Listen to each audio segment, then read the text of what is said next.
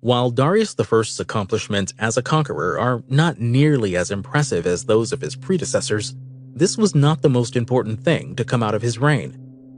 Possibly due to the struggles he faced in consolidating and establishing his power, Darius I was particularly concerned with the organization of the empire and in establishing systems and institutions that would make it easier for both him and future kings to hold dominion over their territory. What Darius I came up with ended up being a rather advanced form of political organization that would continue to be used even after the fall of the Achaemenid dynasty to Alexander the Great and the Greeks in the 4th century BCE. The first decision Darius I made as king in terms of the empire's organization was which type of government to use. Darius I gathered his closest advisors to discuss what would be the best way for establishing and maintaining control over what had now become a vast, expansive empire. Darius I was in favor of a monarchy, whereas some of his advisors advocated for a republic, and some even came out in support of an oligarchy. In the end, Darius I was able to convince his council, and the Persian government officially became an absolute monarchy, with Darius I as its sovereign. This monarchy would be hereditary, something that would have been important to Persians at the time, as evidenced by both Darius I and Gautama's attempt to establish their Achaemenid lineage. The next decision he needed to make was where to place his capital. Pasargadae had been the capital of Cyrus II, but shortly after ascending to the throne, Darius I began constructing palaces and temples in Persepolis in 521 BCE, which was not too far to the north of Pasargadae. Part of the reason both of these kings chose to build their capitals in this region is that this was considered the Persian core territory. Choosing these locations as the center of the empire would have been a source of great pride for the Persians living in that territory. And since the Persian kings depended on the Persians themselves to form their vast armies and conduct their extensive military campaigns, pleasing these people would have been a top priority for both Cyrus II and Darius I. But while it made symbolic and cultural sense to build the Persian capital deep in the heart of Persis, it did not make much sense in terms of the administration of the empire. Both cities were hidden away among the mountainous terrain of the Iranian plateau, which would have made them difficult to connect to the rest of the empire. As a result, Darius I began constructing another capital at the same time Persepolis was being built. This city, Susa, located in northwestern Iran, was much closer to the large political and cultural centers of the Persian Empire, Babylon and Ecbatana, the former capital of the Median Empire, and an important city for the administration of the empire and the lands formerly controlled by the Medes. It would have been much easier to connect Susa to the network of roads that had been built throughout Western Asia, making it much easier for the monarch to communicate with his generals and governors, who would have been spread throughout Persian-controlled territory. However, Persepolis would remain the cultural center of the empire, and while Darius I chose to be buried there, he would have spent almost no time in the city. The other major thing Darius I did was organize the empire into satrapies, which were essentially provinces. Most records indicate Darius created 20 different satrapies throughout the empire, the most prominent being centered in Egypt, Memphis, Babylon, Arabia, Asia Minor, modern-day Turkey, Ecbatana, and Media, and Bactria, which is the territory to the northeast of Persia in modern-day Afghanistan. During the time of Darius I, the Achaemenid dynasty controlled Persia was at its largest point in history. While the division of his administration into provinces was nothing new, Darius I did two things that set him apart and helped him secure a stronger grip on power. First, he gave satraps, the leaders of these satrapies, rather significant freedom in the management of their provinces. While the king's word was law in all the land, the satraps were capable of speaking on behalf of the king, serving as the high judge in the region. Furthermore, satraps were independently responsible for securing their territory. Revolts or rebellions were dealt with directly by the satraps, and this may have allowed for more effective responses. Previous empires in the region, namely Assyria, launched military campaigns and deported large numbers of people whenever there was a rebellion. But the Persians favored a more localized response, which would have helped quiet hostilities toward the king in Persia. The second thing Darius I did in setting up his satrapies and government was to enact a policy of religious tolerance. The Persian Empire at the time of Darius I stretched as far west as Asia Minor, and even parts of mainland Greece, down to Egypt, Libya, and Sudan, across Arabia and Mesopotamia, and all the way east to the Indus River. As a result, there was a great deal of diversity in terms of cultural and religious traditions. And instead of attempting to crush these and replace them with Persian customs, Darius I left people's cultures intact and even contributed to their growth by assisting in the building of temples and other buildings that would have facilitated worship. These two features of the Persian government, decentralization and tolerance, were not nearly as prominent in other Western Asian governments, and it's likely this helped contribute to the rise of Persian dominance. Previous empires in the region, such as Assyria or Babylon, struggled to maintain political stability largely because of the vast regional diversity. However, Darius I was able to set up a system that left regional customs intact, but that also allowed for Darius I to easily and effectively assert his power over the various dominions of the empire. The significance of the rules of Cambyses II and Darius I cannot be overlooked. While Cambyses II only ruled for 7 years, he was successful in following his father, Cyrus the Great, in expanding the reaches of the empire further west into Africa and parts of southeastern Europe.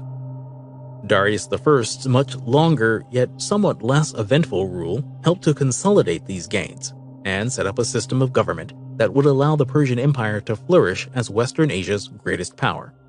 At the time of Darius I's death and the ascension of his son Xerxes, the empire was at its largest point and poised for further growth.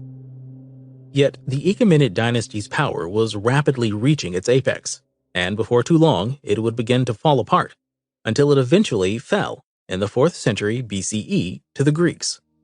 However, this would not happen until after the Persians managed to cement themselves as a regional power that would stand the test of time and also contribute significantly to the cultural development of not only the region, but the entire ancient world. Perhaps the most famous of all of the Persian kings, Xerxes the Great rose to the throne after his father. 2 generations of rule, starting with Cyrus II and continuing through to Darius I, had expanded the Persian Empire to its largest point. It was undoubtedly the most powerful civilization in Western Asia, and the Greco-Persian Wars indicated that Europe was not safe either. However, Xerxes would depart from some of the policies enacted by his father. This would help to amplify his power and importance, but it also increased the chances of regional revolt and dissension, a common thorn in the side of nearly all ancient rulers. As a result of this policy change that was designed to help consolidate power, the power of the Persians, or more specifically the Achaemenids, was beginning to slip ever so slightly, even though Xerxes inherited an empire at its peak. He would not lose considerable territory, but he would not make large gains either, and his famed failure in invading Greece and Europe would dramatically alter the course of Persian history. But despite his eccentricities and only modest successes, Xerxes was still the most powerful man in all of Western Asia, and he would go down as one of the most formidable kings in the history of humanity. Xerxes ascends to the throne and secures his empire. It was Persian tradition that the king name a successor before embarking on a long military campaign, and so the decision to name Xerxes crown prince came when Darius I's son was still just a boy. The decision to name Xerxes as his heir was somewhat surprising, considering Xerxes was not Darius I's oldest son, since Persian tradition called for appointing the eldest son as the heir to a father's wealth and titles. This was because Darius I's oldest son was not born into royalty. Instead, he came about from a relationship Darius I had with a commoner before he himself became king. But shortly after winning the throne from Gautama, the pretender, Darius I married Cyrus II's daughter Atassa, and their first child, Xerxes, was considered to be Darius I's eldest royal son, making him the ideal choice to take over the kingdom. As crown prince, Xerxes would lead the satrapy of Babylon. He was given the title King of Babylon, and this was used as his training for when he would eventually become king of the entire empire. Some of the behavior of Xerxes, such as repurposing religious buildings in Persepolis to become harems, suggests that the Persian kingdom was beginning to mature. 3 straight kings had been able to conquer and hold large swaths of territory, and this allowed the royalty to become quite rich. They spent these riches on their cities and palaces, attempting to build them up to be fitting of the splendor of the larger empire. But just because the Persian Empire had grown significantly in power and size since the time of Cyrus II, it did not mean that Xerxes inherited a unified country at peace with itself. His father's campaigns into Greece had been stalled after his defeat at the Battle of Marathon, and while he was regrouping for a second invasion, revolt broke out in Egypt. And to the east, the Bactrians, named for the province of Bactria, a region located to the east of Persia in the modern-day nations of Afghanistan, Uzbekistan, and Tajikistan, was also creating unrest and threatening to try and break free from Persian rule. Because of their close proximity, revolt in Egypt was also usually followed by revolt in Jerusalem. And this was also the case in 485 BCE, when Xerxes was ascending to the Persian throne. As a result, his first act as king would be to move against Palestine and Egypt to quell their rebellion and bring both regions back under firm control. By 484 BCE, Xerxes and his armies marched across Palestine and through Gaza to Egypt, and they were able to quickly and effectively put down the revolt that had broken out. However, despite how quickly this campaign began and ended, Xerxes' actions in Egypt would have a lasting effect on the empire and its ability to control the regions its kings had conquered. This starts with Xerxes' response to this Egyptian revolt, as it shows a departure from the ruling style of his father, Darius I. Darius I showed great respect for Egyptian religion and customs, and he went out of his way to make sure they had the chance to practice their culture. He recognized and even honored some of the Egyptian gods, and he even went so far as to take an Egyptian god-king name for himself, so as to keep in line with Egyptian understanding of monarchical rule. However, Xerxes was not nearly as tolerant, choosing instead to reject the religious practices of the Egyptians and to try and get them to adjust to Persian customs. These efforts were largely unsuccessful and would make it difficult for Xerxes to maintain tight control over the Egyptians. The other major issue Xerxes had to deal with upon gaining power was Babylon. Since he had served as viceroy in this ancient capital while his father was king, Xerxes initially had no trouble in securing support for his claim to be the sovereign in Babylon. However, a curious decision to change the titles associated with the Persian king helped stir some doubt about the legitimacy of Xerxes' claim to power. Because of its historical significance in the region, the Persian kings before Xerxes would refer to themselves, especially and perhaps only when addressing the Babylonian people, as King of Babylon, King of Lands. This was in part to try and pay respect to this ancient power, but it was also a strategic move. All empires in Mesopotamia and Western Asia needed a plan for how they would appease the kings and citizens of Babylon. And since Babylon was at its lowest point in terms of regional power when Persia rose to prominence, these small formalities were enough to keep the Babylonians content. However, when Xerxes became king, he would quickly do an about-face, and this would have a major effect on the beginning of his rule. As viceroy, he had managed to gain considerable support, and there was no contest to his claim to the throne at first. But when addressing the Babylonians in the early days of his kingship, he referred to himself as Xerxes, king of Parsa, Persia, and Mada, Media, choosing to relegate King of Babylon, King of Lands, to the end of his title, something that would have been greatly insulting to the Babylonian people, especially their rulers. Some scholars speculate that this move was not folly, but rather an intentional move to try and strip Babylon of some of its independence. After what had just happened in Egypt, Xerxes was likely beginning to doubt the effectiveness of his father's hands-off policies, and this humiliation of the Babylons may have had the intended effect of reasserting himself as the one and only sovereign in Babylon. No matter the intention, the effect of Xerxes' decision was initially chaos. Seeing a break in the people's fealty to Xerxes, a powerful member of the Babylonian nobility, Bel-Shimani, rose up and attempted to claim independence for Babylon and its people. He addressed himself as King of Babylon, King of Lands, a clear attempt to ingratiate himself with the Babylonian people in a way Xerxes had refused to do. Bel-Shimani started by storming the Persian installations in Babylon, and he managed to reach and kill the satrap that had been appointed by Xerxes to manage Babylon and its surrounding territories. Fortunately for Xerxes and unfortunately for Bel-Shimani, the Persian king, who was in Ecbatana at the time, had access to his best general, his brother-in-law, Megabyzus. Under command of Xerxes, he took an army to Babylon and quickly destroyed Bel-Shimani and his rebellion. He moved swiftly and decisively, taking Babylon back in just a matter of days. And then he set about to punish the Babylonians for their insurrection. He destroyed the city wall, tore down temples and other religious buildings, and he also melted down the 18-foot gold statue of Bel-Marduk, one of the Babylonians' most important gods, into bullion, killing all the priests and other people who attempted to protest it.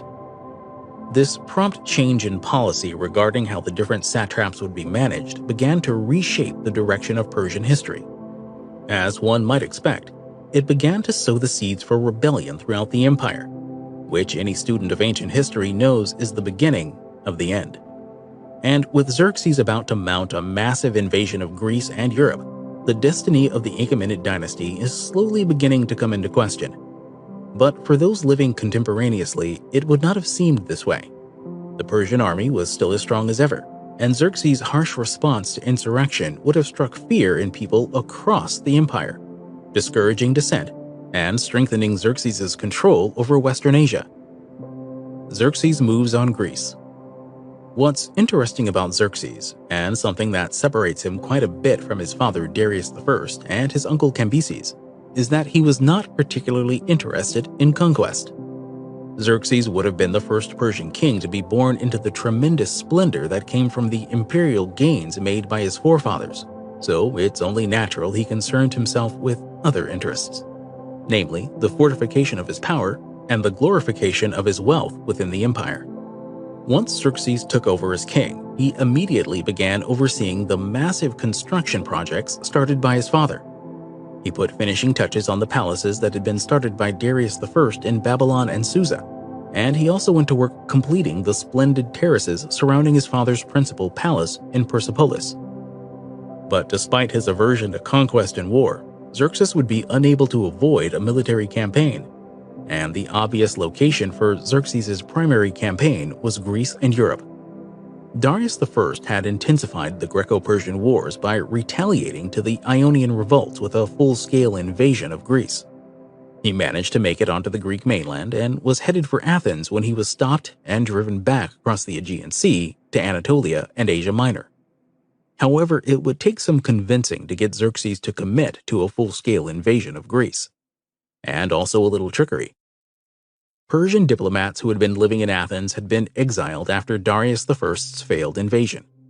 Desiring revenge, they hired an already discredited oracle to come and speak to Xerxes about the need to invade the Greeks again. And Xerxes' cousin, Mardonius, who was eager to get himself named satrap, egged Xerxes on. For newly conquered territory would have meant a need for a new satraps. As a result, Xerxes' destiny was altered, and he began to turn his attention away from his personal enrichment and toward the expansion of the empire. Knowing how difficult it would be to successfully invade Greece and learning from his father's mistakes, Xerxes began planning a gradual advance that would take time and resources, but that would also greatly increase his chances of success. For the invasion, he summoned the naval fleets of Egypt, Phoenicia, and the conquered Greeks in Asia Minor. Yes, the Greeks would have fought the Greeks.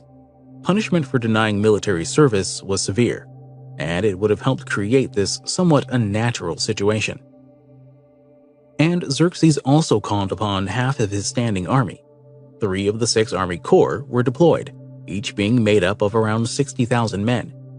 So, in total, Xerxes had an army of around 180,000 men at his command for the invasion of Greece. The other thing Xerxes did to help increase his chances of success during his invasion was to construct a vast supply line for his armies. Markets and trade posts were set up along the Thracian coast to store grain and facilitate the movement of supplies needed to move such a large group of people around the Aegean Sea and down into Greece. This move showed Xerxes' prowess as a military commander, for he was willing to spend the time needed to make a proper invasion of Greece, instead of rushing into conflict and risking a swift and humiliating defeat.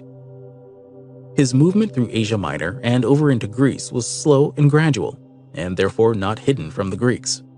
Word spread quickly of a massive force led by a man more powerful than Zeus, heading their way to conquer them.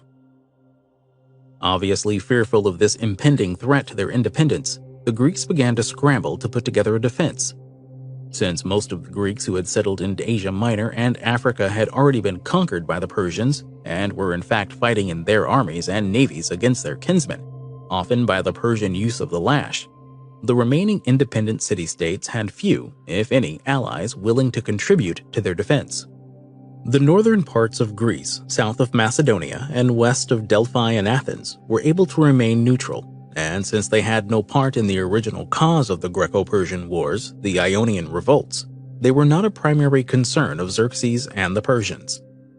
But all of this meant the Greeks were hopelessly alone.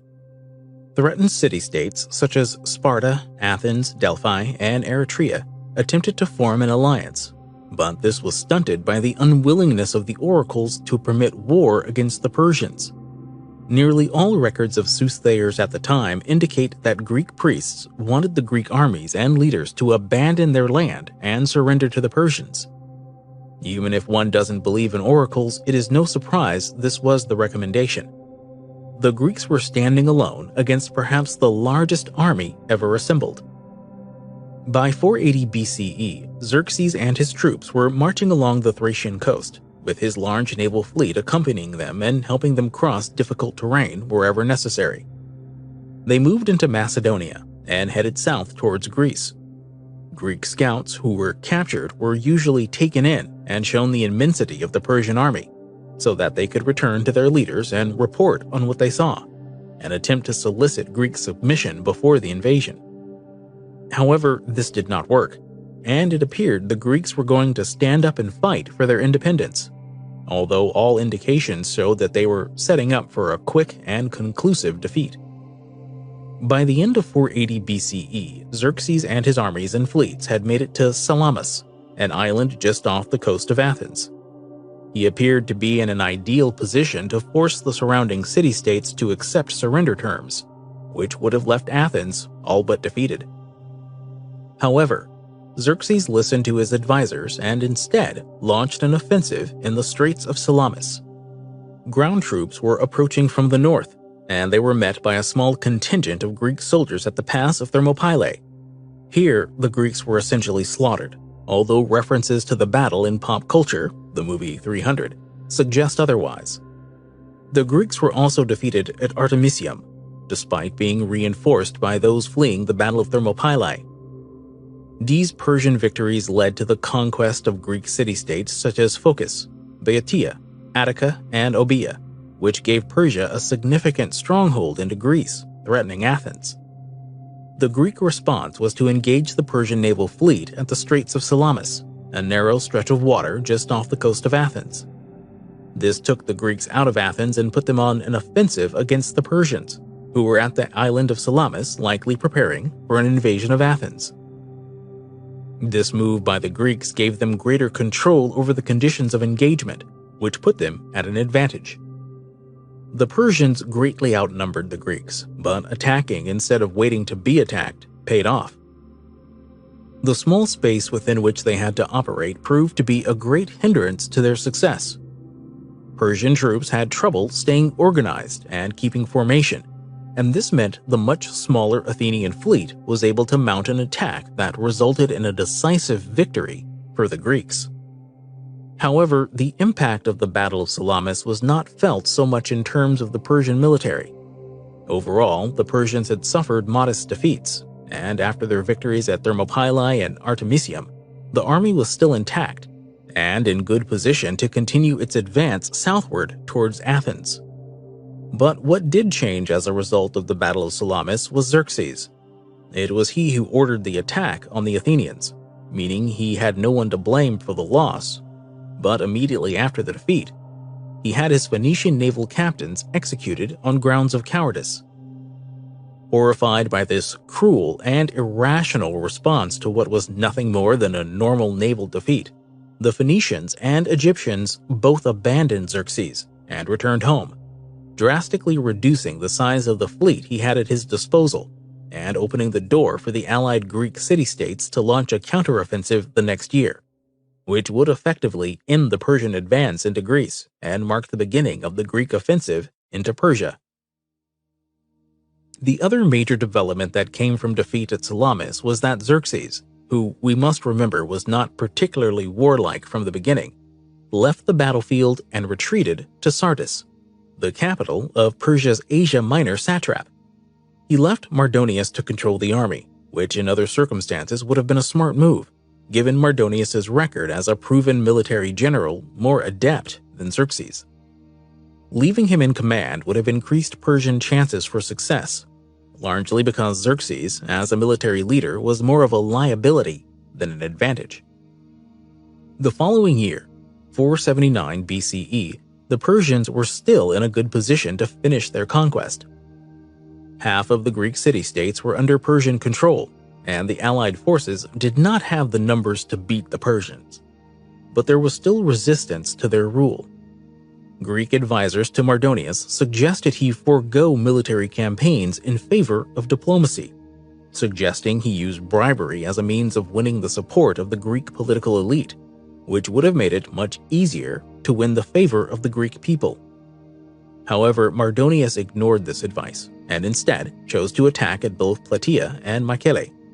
But before doing this, Mardonius had taken steps to consolidate the army.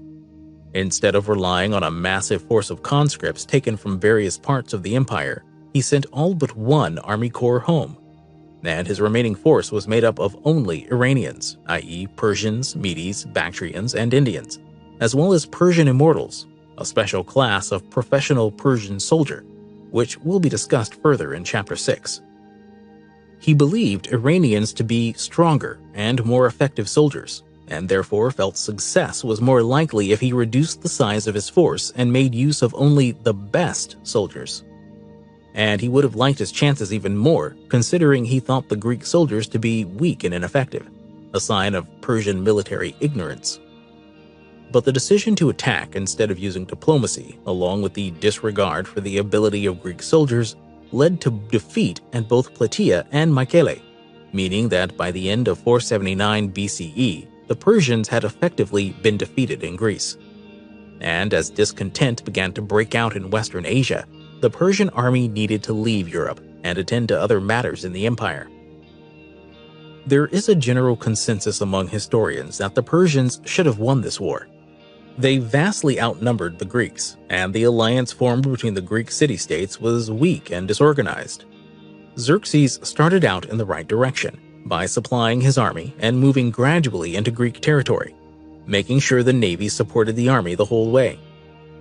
However, some fluke defeats, followed by Xerxes' descent into madness and then a series of military blunders by his chief commander, meant the European campaign ended in defeat. This marks an important turning point in Persian history. The Persian retreat gave the Greeks the chance to reorganize, and over the course of the next century, they would slowly come together and strengthen. This period of fortification reached a climax when the Greeks, led by Alexander the Great, eventually rode into Persia and conquered it, resulting in the fall of the Achaemenid dynasty and the Persian Empire they controlled. However, the implications of the Persian defeat extend much further. The Greeks would go on after this to make significant contributions to world culture in fields ranging from science and math to philosophy and the arts. However, had the Persians succeeded in wiping them off the map in the 5th century BCE, then much of this may have never happened, which would have made today's world a much different place.